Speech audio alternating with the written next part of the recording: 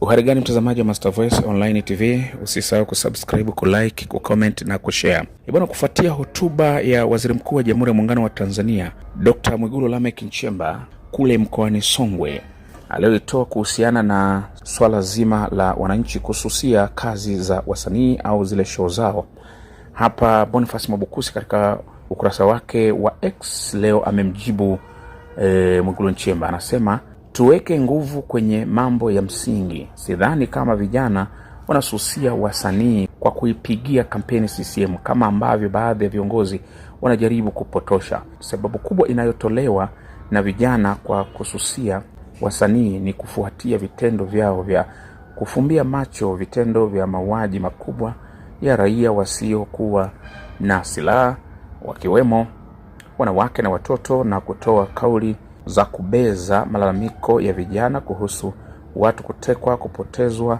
tatizo la ajira, utawala wa sheria na uhuru wa maoni. Kama viongozi ni muhimu sana kutozungumzia mambo yasiyo ya lazima kwa namna ya kupotosha. Ni dalili ya kutowajibika na kuchochea hasira. Mpaka muda huu kuna watu wametekwa na kupotezwa, maiti za ndugu zao zimeonekana kwenye mitandao lakini hawajawapata. Ndugu mamia wameuawa na hawakuwepo kwenye eneo la maandamano.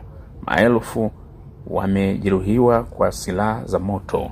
Tuweke mkazo kwenye mambo ya msingi pale tunapolazimika kuongea au tufumbe vinywa vyetu.